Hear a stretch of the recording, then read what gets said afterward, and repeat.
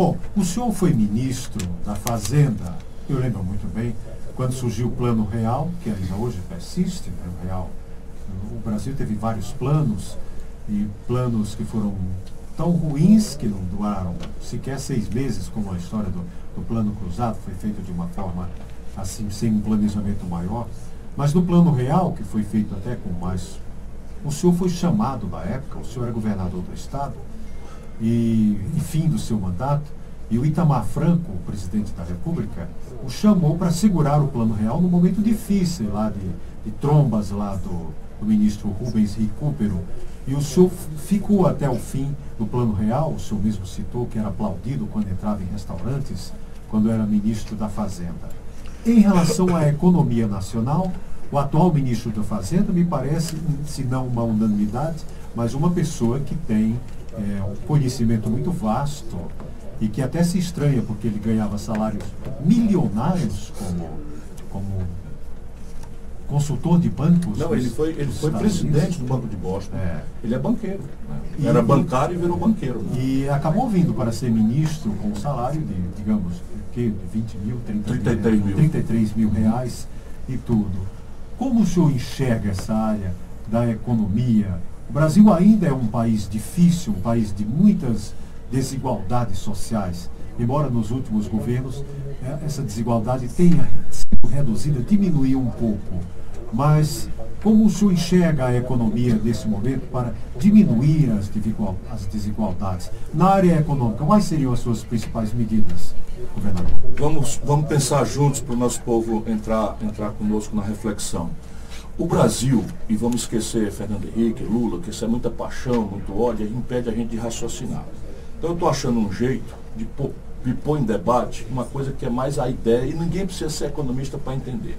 Repare bem, em 1980, que sob o ponto de vista de um tempo histórico é ontem, em 1980, o Brasil tinha uma produção industrial que era 1/3 da nossa riqueza. Então o Brasil já era 1/3 da nossa riqueza produzido na indústria. E esse produto industrial do Brasil era a soma do produto industrial da China, da Coreia do Sul, da Malásia, de Singapura e do Vietnã, os chamados tigres asiáticos. E ainda sobrava um tanto, em 1980. Hoje, a produção industrial brasileira caiu para menos de 10% da nossa riqueza. Ou seja, o país está brutalmente se desindustrializando. Aquela história. Exportar petróleo bruto barato, em vez de expandir refino nacional, importando derivado de petróleo. Só para dar um exemplo. Nós que já tivemos uma indústria, vamos dizer, metal mecânica associada à saúde, cama de hospital próprio, abrimos mão e hoje estamos importando toda essa metal mecânica associada à saúde do estrangeiro, e o Brasil está se desvalorizando. De maneira que a China hoje, que ontem, em 80, era muito menor do que o Brasil, passa o Brasil em 6 vezes e meia. Quem é que está certo? Eles ou nós? Não é... Vamos dizer, se esqueça a China, vamos para a Coreia do Sul, que é o mesmo regime de uma economia mista que associa o talento indispensável da iniciativa privada com a força estratégica, a presença estratégica do Estado, nos preços centrais, que é um assunto mais difícil, taxa de câmbio, taxa de juro, sistema tributário, sistema previdenciário, para ajudar ou deixar de atrapalhar a competitividade sistêmica da economia. Pois nós no Brasil, o que é que aconteceu? O que aconteceu é que o Brasil cresceu com a inflação uma nova classe, que é uma classe muito pequena, mas muito poderosa e muito sem nenhum tipo de escrúpulo. O Brasil, que fez um confronto no passado entre uma agricultura latifundiária, né, do café, da cana-de-açúcar no passado, a Revolução de 30 vem contra isso, a oligarquia escravista, enfim, oligárquica pesadamente, que não deixava as mulheres votarem, que não deixava o povo votar secreto. E a Revolução de 30 se levanta para parir o Brasil moderno e tenta criar, e consegue, uma burguesia industrial que surge como nova classe dominante. E o Brasil andou muito bem nesse período. Saiu do nada e viramos a 15ª economia industrial do mundo em apenas 30 anos. O que acontece na sequência? Esse modelo dependia de capitais do estrangeiro que eram muito baratos. O juro era de 3% ao ano, a carência era de 3 anos, 12 anos era o prazo médio para o Brasil pagar a dívida externa quando criou-se essa dívida. Ali no ano 80, isso tudo mudou. O dinheiro, que era longo prazo e barato, virou o que os americanos chamam de smart money, ou seja, dinheiro eletrônico, que arbitra 24 horas por dia ganhos especulativos mundo afora. De maneira que apresenta-se no computador de um garoto em Wall Street, nos Estados Unidos, um banco da Malásia pagando um jurinho um pouquinho maior do que o governo do Peru está pagando. Ele aperta ali 4 teclas, transfere 3 bilhões de dólares do Peru para o Banco da Malásia e quebra o Peru. De maneira que todos os países do mundo que dependiam de fluxos internacionais de capital quebraram, e o Brasil foi junto. E aí, ao invés de nós nos debruçarmos para discutir um modelo novo, nós tínhamos uma ditadura, não tínhamos debate.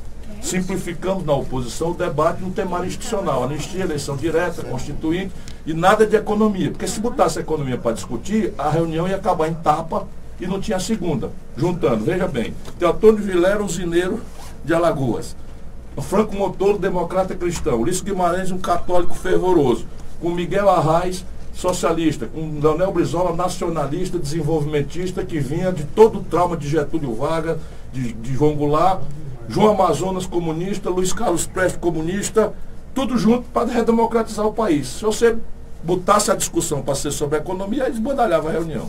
Mas isso gerou um cacoete, que é o político brasileiro passou a não discutir mais o que interessa. E pareceu ser agora um assunto de tecnocrata. Tem um candidato aí, que a negada está pedindo para eu não falar mais o nome. Eu nem gosto, eu sou muito franco, né? Bolsonaro quer ser candidato a presidente da República, diz assim, eu não preciso entender de economia, porque eu vou nomear um ministro da economia, ele é que vai falar por mim. E a confusão, quem é que arbitra? Eu fui ministro da Fazenda, meu irmão entrava na reunião às 7 horas da manhã, só gênio. Minha equipe era só gênio. Pécio Arida, André Lara Rezende, Edmar Baixa, Brescia Pereira, só gênio. E eu, 36 anos de idade, né? Estou ali com a minha experiência de governador, de prefeito, meu esforço de curar minha ignorância estudando, que eu faço diariamente. E eu chego lá, o cabo diz assim, doutor, se você não for no rumo do norte aqui, o mundo vai se acabar. O Pécio Arida. Aí o outro dizia assim, o Pedro Malandro, vixe, doutor, se você for para esse rumo aí, é que o mundo se acaba, tem que ir para o sul. É assim, a economia é desse jeito. E essa nova classe que surgiu é a classe do financismo, do rentismo, do agiota oficial.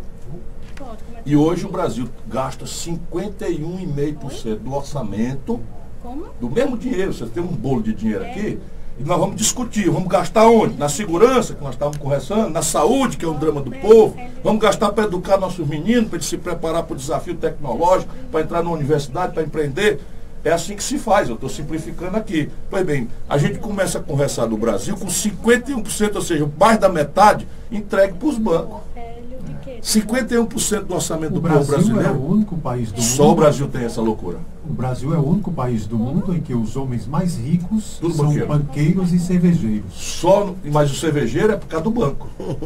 Começa o cervejeiro, que é a Ambev, o Alguns Jorge são Paulo juntos, Lema, que era o Banco Garantia. Então começa o Banco Garantia, entra e as firmas tudo quebrando, porque o Brasil está se desindustrializando, as firmas tudo quebrando e o Banco Garantia resolveu desenvolver um produto que ao invés de ser aplicado em título público, o produto deles é entrar com a grana e a empresa quebrada. Compra a empresa na hora da morte, na bacia das almas, acaba de língua de fora, com um valor nada, vai lá com uma turma, com dinheiro, consolida, e aí vira uma empresa industrial. Mas tudo é o banco atrás, né? Comprando a indústria que está quebrando por causa disso. Então, se o diagnóstico for correto e termina, de tudo é chato porque os assuntos não são triviais. Nós precisamos desenhar um novo modelo nacional de desenvolvimento. O caminho é reindustrialização do país. Isso não dispensa nada. A economia do conhecimento, o agronegócio, a mineração, o petróleo. A gente tem que assoviar e chupar cana. Porque o Brasil tem uma agenda do século XIX que não foi completada, uma agenda do século XX que não foi completada, e o século XXI chegou, nós temos que também estar agarrado nesse assunto. E aí, a indústria no Brasil, poucos lugares do mundo têm alternativa. E eu citei aqui os 5 complexos industriais que eu vou priorizar. Petróleo e gás, complexo industrial da saúde, complexo da defesa, complexo industrial do agronegócio e construção civil. Isso para começar. Mas veja bem, faz sentido o Brasil pegar a maior produção de soja do mundo e vender em estado bruto para a China, para comprar depois o óleo processado pela China, os novos materiais, a margarina. Como algodão, de lá de fora. Algodão. Roupas, né? Sabe o que está acontecendo hoje? Eu estou viajando e conhecendo os problemas, discutindo. Então, hoje o produtor de milho do centro-sul do país, do centro-oeste, compra a semente na conta da semente, da unidade. O cabo paga R$700 por um saco com 7.000 sementes. 7 mil contadinha. Uma semente, 2 sementes, 3 sementes, não é negócio de quilo mais não. Toda estrangeira. Que é mentira. É tudo brasileiro que a Monsanto vem geneticamente modifica aqui mesmo, mas vende em dólar. Aí o cara acaba de produzir, no ano bom, ele ganha R$40 numa saca. Aí todo mundo se anima de produzir milho, no ano seguinte tem superprodução, não tem programa de estocagem, não tem programa de preço mínimo, não tem programa de seguro agrícola. Resultado, o preço despenca para R$18, todo mundo quebra.